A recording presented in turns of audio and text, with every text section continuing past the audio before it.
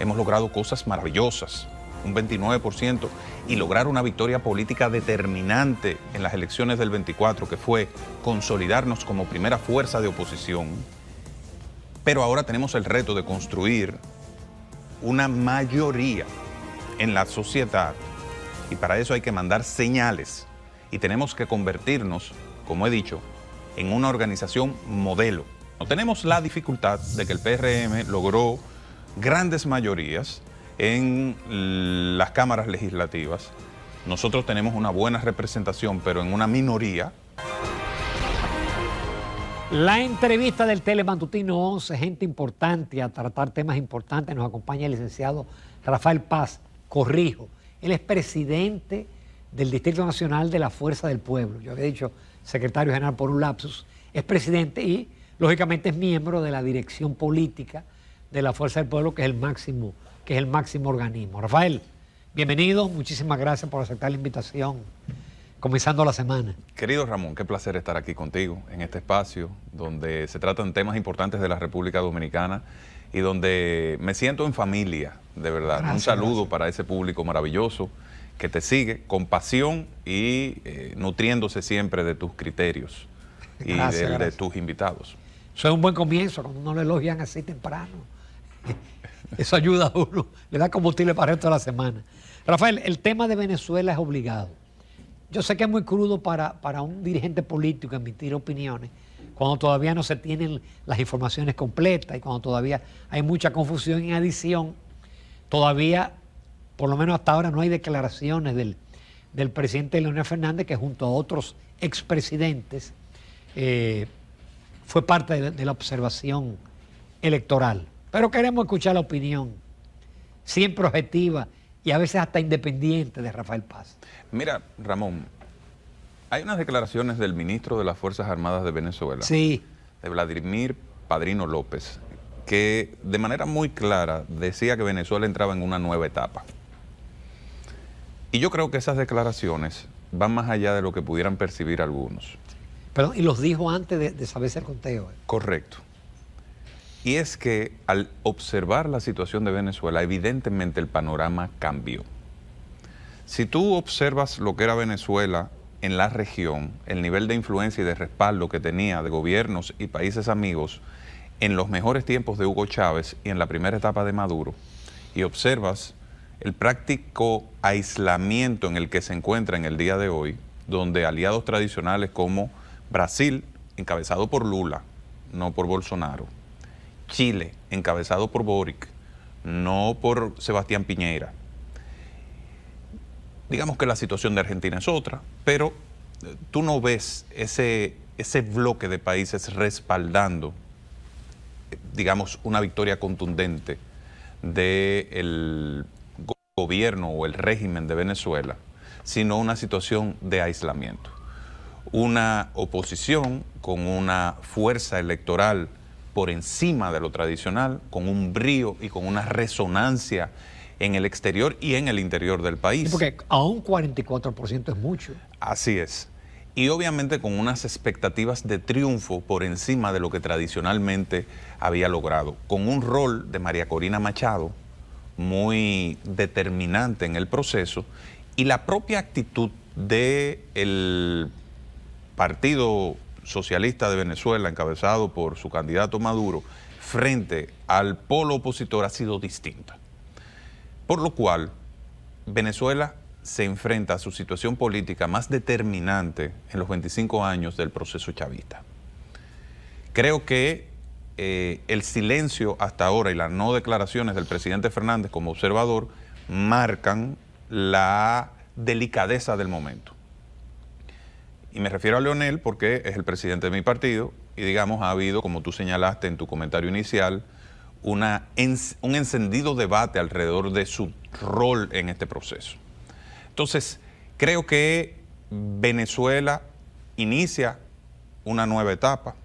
Me parece que se presenta un escenario similar al de la República Dominicana en el año 1994 y parecería que se abren las puertas a una especie de situación postelectoral de relevancia.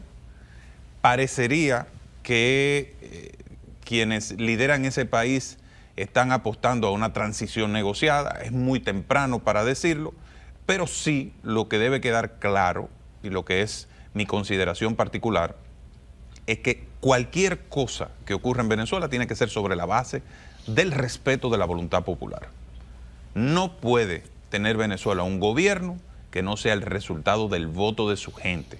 Y si la gente votó por un cambio, bueno, pues la gente votó por un cambio. Ahora, si la gente votó por, digamos, la continuidad, bueno, esa es la decisión de la gente. Ahora, lo que tienen que ser los resultados es verificables, como ha dicho el presidente de Chile. Nadie va a aceptar algo que no sea el resultado de, y voy a usar una redundancia, de resultados verificables en las actas de votación de Venezuela. O sea que creo que los próximos días van a ser determinantes. Y nada, esperemos. Venezuela es un pueblo hermano de la República Dominicana.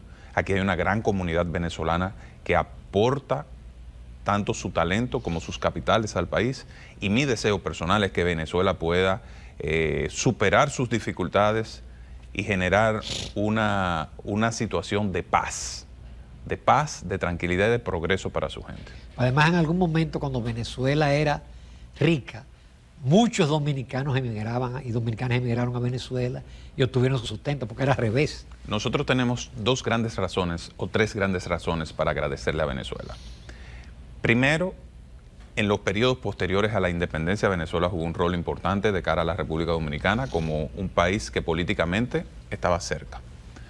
Segundo, en los momentos de dificultad económica de la República Dominicana, Venezuela fue un recipiendario de nuestras migraciones y, digamos, sus capitales apoyaron el desarrollo del país. Pero tercero, en los momentos de crisis, sobre todo en la crisis de los subprimes a partir del 2008, 2009, 2010, esas dos grandes crisis internacionales, Petrocaribe fue determinante para la República Dominicana.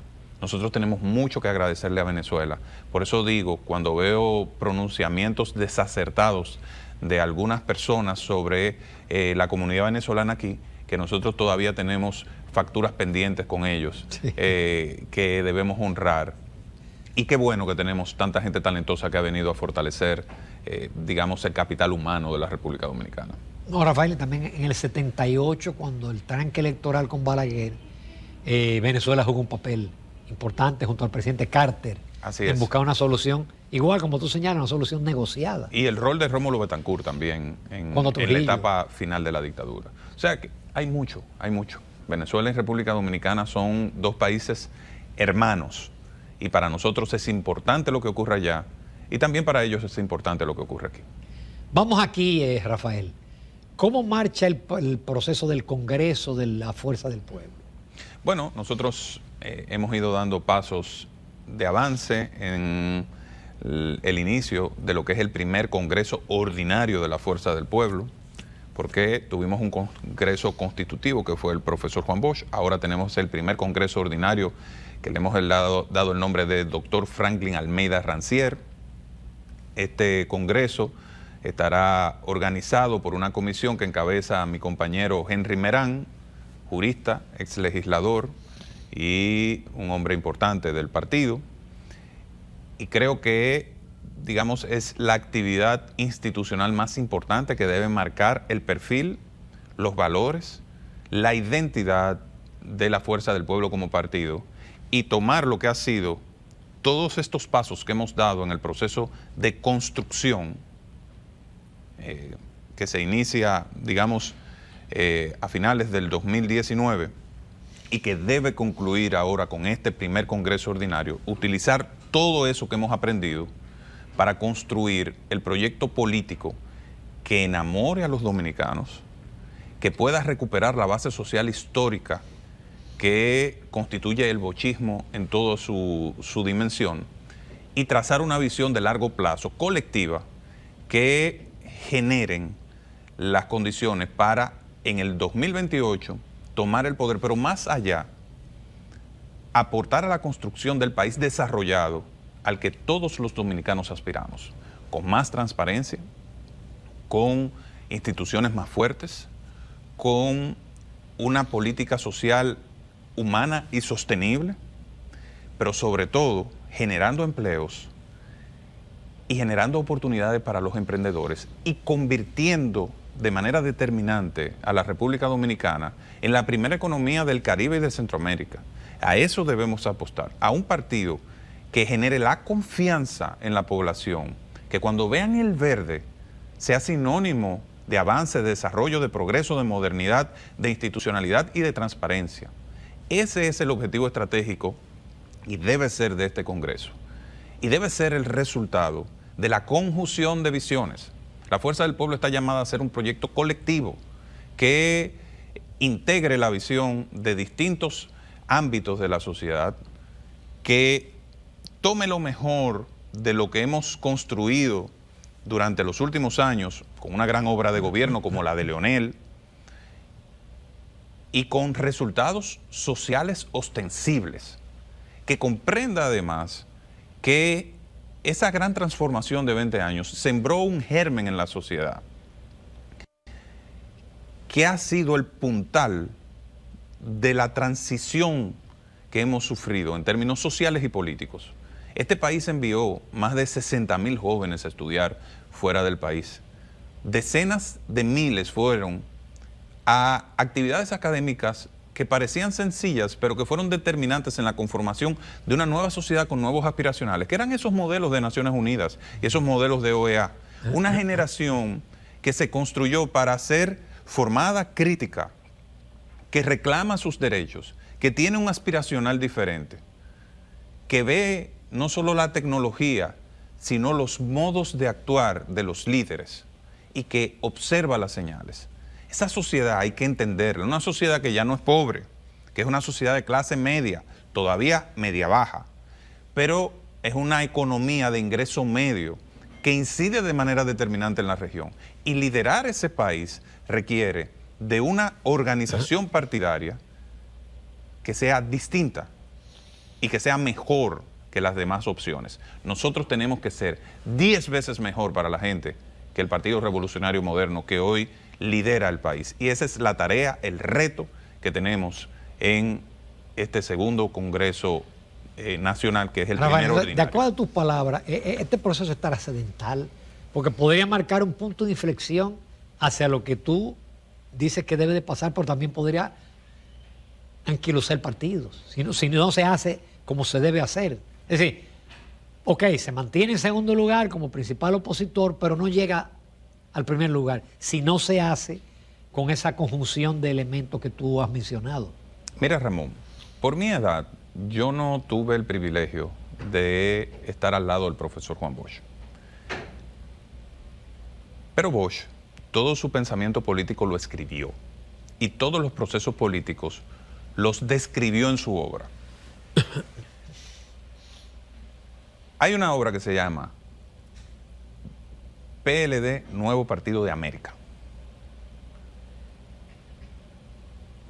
Y en esa obra se habla del proceso fundacional de una organización que estaba llamada a ser distinta. Y decía, el congreso más determinante no fue el congreso fundacional que fue el Juan Pablo Duarte, sino el segundo congreso, donde se definieron los métodos de trabajo de la organización. Asimismo, como ese segundo congreso fue determinante para aquella organización que es la matriz de donde venimos todos, este Congreso Franklin Almeida para nosotros va a ser determinante. Aquí se van a determinar los valores esenciales de la organización. Y tenemos dos caminos. O apostamos a mejorar, a la eficiencia, a la transparencia, a la institucionalidad, a métodos de elección internos y externos robustos, confiables y blindados. O apostamos a mantener un poco de lo que hemos tenido y ver si Dios nos premia con un futuro mejor. Yo soy de aquellos que creen que nosotros tenemos que aprovechar todos los activos que tenemos. Hemos logrado cosas maravillosas, un 29%, y lograr una victoria política determinante en las elecciones del 24, que fue consolidarnos como primera fuerza de oposición.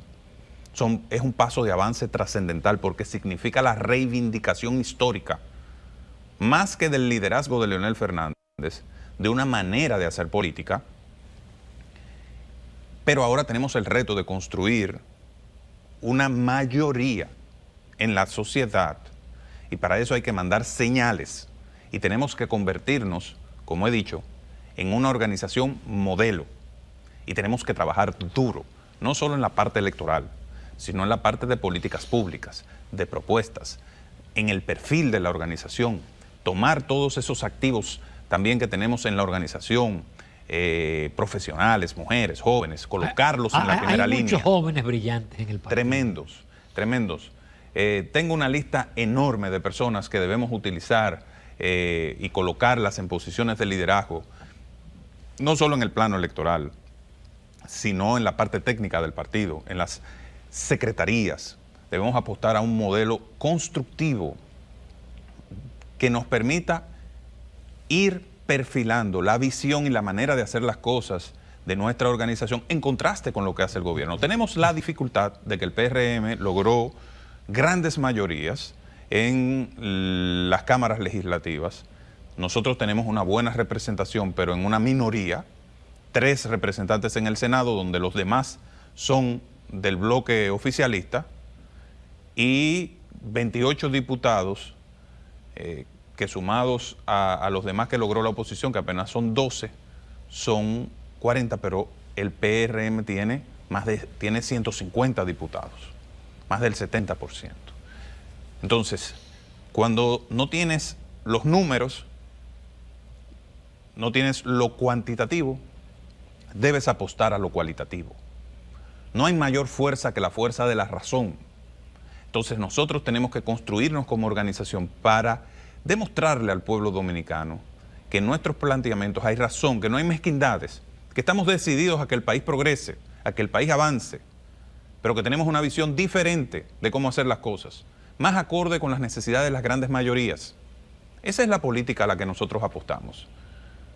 Hacia esa política, o para esa política, es que nos levantamos todos los días. Esto no se trata de llegar al poder solo por llegar al poder. Nosotros tenemos la responsabilidad de construir un país desarrollado en una generación. Lo que la República Dominicana ha logrado acumular hasta este momento le permite, si toma las decisiones correctas, en un plazo de 15 a 25 años, de convertirse en un país desarrollado, en el primer país desarrollado de verdad del Caribe. Y si nosotros, en un ejercicio responsable de la clase política, tanto los que hoy gobiernan como nosotros, le damos continuidad de Estado a ciertos elementos, hacemos los ajustes en nuestra economía, en nuestro Estado, que demanda ese proceso, y logramos sacar a muchas personas, no solo de la pobreza, sino de condiciones de indignidad. He dicho que uno de los principales retos que tenemos es esa deuda social que se acumuló en nuestra ciudad. Nosotros tenemos una circunscripción, por ejemplo, la 3 del Distrito Nacional, que para mí es la fotografía del subdesarrollo y las malas políticas, donde la densidad poblacional son 27,000 personas por kilómetro cuadrado, con Capotillo con 45,000 personas por kilómetro cuadrado. Eso significa que hay una condición de hacinamiento y de concentración de personas que tiene que ser resuelta. ¿Cómo vamos a lograr llevar eso a un nivel de población moderada? Tenemos que generar nuevas comunidades, tenemos que generar un nuevo sistema de transporte, tenemos que lograr cosas también con las fuentes de empleo, las industrias, generar corredores industriales. O sea, hay mucho trabajo por hacer. Y no entro en muchos detalles aquí porque esas serán las tareas que nosotros tendremos en nuestro Congreso, donde tendremos que definir una visión colectiva del futuro de la República Dominicana. Hay un aspiracional distinto en el país y el sistema de partidos tiene que entenderlo y construir discursos para ese aspiracional, porque tenemos la responsabilidad de lidiar con lo que es nuestro principal reto democrático hoy, la desafección política, que ya supera el 35% de gente que no cree que la política es la vía de solución para los problemas del país.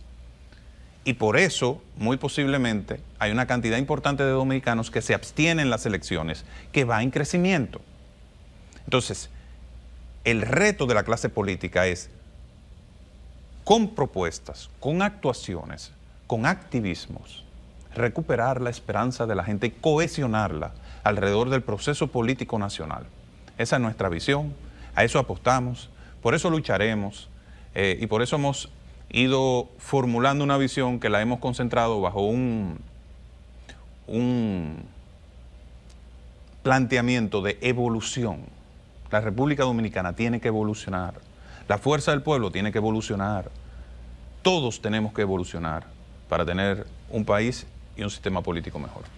Excelente. Rafael Paz, con tu permiso, los amables televidentes, nos vamos a una breve pausa comercial. Todavía tenemos varios temas de interés para todos ustedes.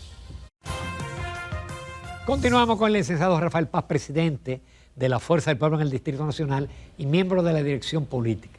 Ya para conectar y concluir con la parte anterior, que estoy de acuerdo contigo, República Dominicana tiene todas las condiciones para dar el salto al desarrollo. Pero yo y mucha gente ve un problema con el tema haitiano, con esa inmigración masiva.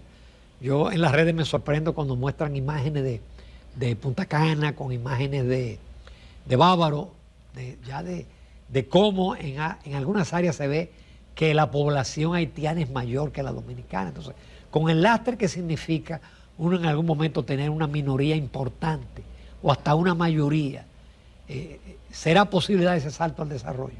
Mira, en ese camino es posiblemente el tema más determinante. En el camino hacia el desarrollo, uno de los temas más determinantes, si no el que más, es nuestra posición frente a Haití. Y cuando digo nuestra posición, a lo que me refiero es a la política oficial, a la doctrina que debe definir la República Dominicana. Nosotros no podemos cargar con el problema haitiano. Aunque hay una comunidad, tienen autoridad de ningún tipo para pedirnos a nosotros que no cumplamos con lo que manda nuestra Constitución y con lo que mandan los tratados internacionales de lo que es signatario la República Dominicana. La soberanía dominicana hay que respetarla y nosotros tenemos que asegurarnos de que eso internacionalmente quede claramente establecido. He dicho, tenemos que colaborar con la comunidad internacional para que del lado haitiano se construyan 2 grandes hospitales que puedan atender a las madres haitianas en su territorio con todas las garantías. Yo me preocupaba muchísimo el otro día por unas declaraciones, una noticia del periódico El Nacional que decía que en una veintena de centros públicos del Gran Santo Domingo, la mayoría de los estudiantes eran extranjeros. Y sí, de verdad, creo que debemos ser solidarios y que el principio o el derecho a la educación es universal. Pero en un territorio donde se tiene la menor cantidad per cápita de niños en escuelas públicas y donde técnicamente los padres están obligados a mandar a sus hijos a escuelas privadas porque no hay cupo, como pasa aquí en la circunscripción 1 del Distrito Nacional, que más del 80% de los niños tienen que ir obligatoriamente a un colegio privado porque no hay escuelas públicas. Es doloroso que los impuestos que pagamos los dominicanos se traduzcan a un servicio educativo deficiente que además privilegia a otras nacionalidades. Así no debe ser. Y no quiero que vengan a decir que mis comentarios son xenófobos, porque de inmediato vienen con las etiquetas. Yo creo en la solidaridad, creo en la universalidad de los derechos, pero también creo en que debemos respetar a los contribuyentes dominicanos y respetar la identidad de los dominicanos y la satisfacción de los dominicanos, que es nuestro primer deber como país. Rafael, a raíz del anuncio o de la solicitud del presidente de que la juramentación se hiciera en el Teatro Nacional, una de las primeras voces que se pronunció fue la tuya, exigiendo, pidiendo o recomendando que se dieran determinados trámites para darle, vamos a decir, legitimidad. Bueno, los trámites se dieron y finalmente la mayoría en la Asamblea determinó que había causas de fuerza mayor para que no se celebrara ese magno evento que es el inicio de un gobierno en el Salón de la Asamblea General, de la Asamblea Nacional. ¿Cuál es tu posición ahora que ya fue aprobado? Mira, mi único cuestionamiento era precisamente al escollo legal que existía. Yo fui uno de los redactores del reglamento de la Asamblea Nacional en mi rol de asesor de la Asamblea y del Congreso en la primera década del año 2000, a raíz de la reforma constitucional del año 2010, o que concluyó en el 10 y que comenzó en el 2008-2009. Entonces, ese reglamento de la Asamblea Nacional, que se aprueba con la misma mayoría y con los mismos procedimientos que se reforma la Constitución, establecía dos causas para que no se celebrara la reunión de la Asamblea Nacional en su salón. Una era la causa de fuerza mayor, la otra era por desastres naturales. Obviamente, ¿quién iba a determinar la causa mayor, la fuerza mayor? La propia Asamblea Nacional. Y el liderazgo del Congreso agotó el paso correcto de someter esto a la consideración de la propia Asamblea, y la Asamblea determinó que las causas que alegaba el liderazgo del Senado y de la Cámara de Diputados y digamos el gobierno en sentido general cumplían con el requisito para ser declarado de fuerza mayor. Las decisiones de la Asamblea Nacional no son recurribles ante ningún órgano por su naturaleza primigenia, por lo cual, al haber dado este paso que nosotros recomendamos, se cumplió, digamos, con el requisito, vamos a decir, normativo. Ahora, yo he hecho una recomendación al presidente y al gobierno, porque a mucha gente le ha extrañado que un acto solemne de esta dimensión se celebre en el lugar llamado Teatro Nacional.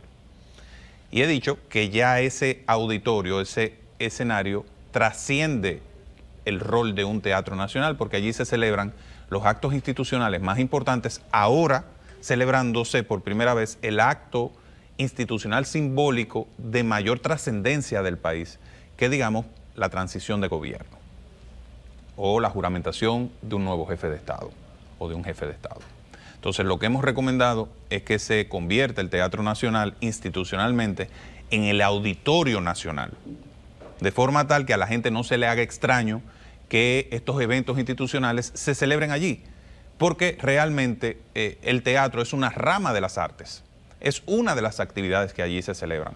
Pero allí se celebran premiaciones del Estado, actos solemnes, ahora la juramentación del presidente, es decir, esto trasciende el ámbito de un teatro y, digamos, este magno escenario ya debe transicionar hacia un auditorio ¿Tú nacional. crees que como tal no pierde solemnidad el hecho de que porque aquí señala que debió ser en aquel augusto salón, que aquello pierde solemnidad, que los símbolos del poder, etcétera, etcétera? Tú no ves esas variables, no los consideras. Mira, siempre eso será una variable, Ramón. Pero antes de que ese edificio se inaugurara, el del Congreso, se celebraban en otros lugares. O sea, cada época va marcando sus símbolos. Yo creo mucho en la solemnidad y en la tradición. Pero, como te digo, si se hacen los ajustes en la configuración de este lugar, que es lo que debe ser un auditorio nacional, no vería un gran problema. Ahora, hay que hacer los ajustes institucionales. Y siempre tomar una medida donde hay un cambio va a generar reacciones positivas y negativas. Es la primera vez que se hace fuera de ahí desde que este edificio del Congreso Nacional fue puesto en funcionamiento en los años de Trujillo. Entonces, obviamente que iban a haber reacciones y discusiones alrededor de la decisión. El gobierno y el liderazgo del Congreso tomó su decisión. La gente lo habrá evaluado positiva o negativamente. He escuchado muchas voces con mucha razón haciendo señalamientos como los que tú acabas de hacer, pero a mí me ha tocado liderar cambios también en organizaciones. Por ejemplo, a mí me tocó ser parte de la transformación institucional más profunda que ha sufrido el Consejo Nacional de la Empresa Privada, y allí hubo símbolos que cambiaron, actos o maneras que cambiaron, y algunas personas al principio se resistían, pero luego digamos que se fueron consolidando en el tiempo. Lo mismo me pasó en el Consejo de Competitividad. Entonces, todo proceso de transformación siempre va a generar posiciones a favor o en contra.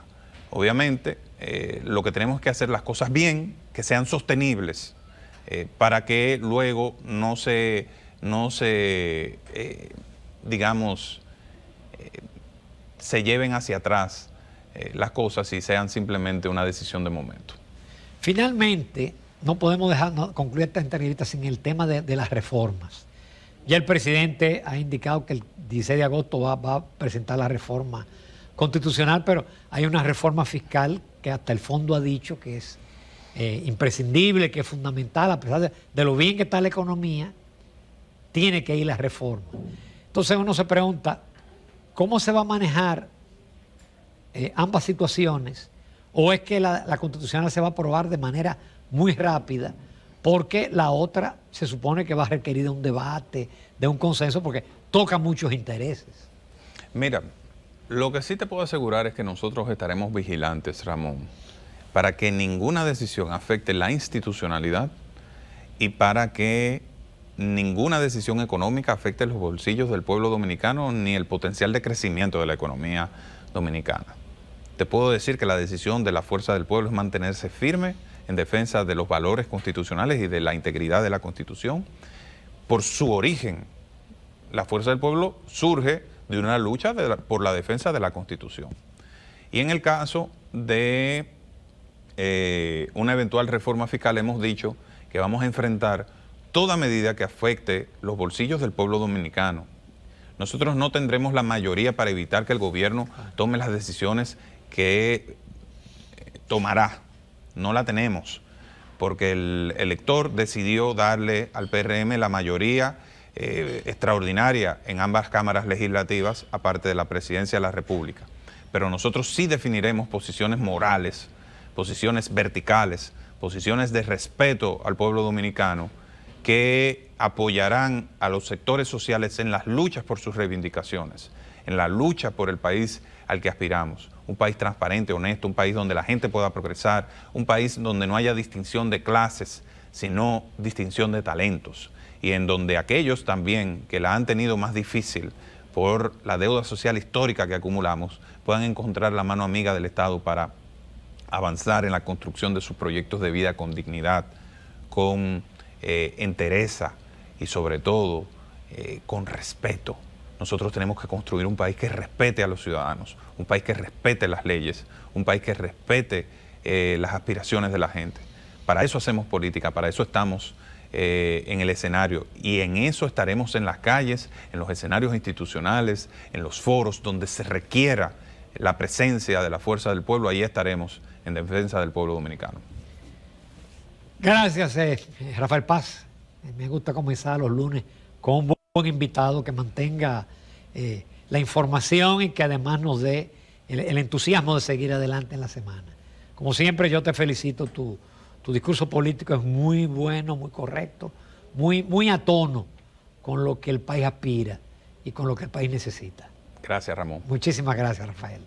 Nos vamos a una breve pausa comercial y retornamos ya a la recta final del Telematutino 11.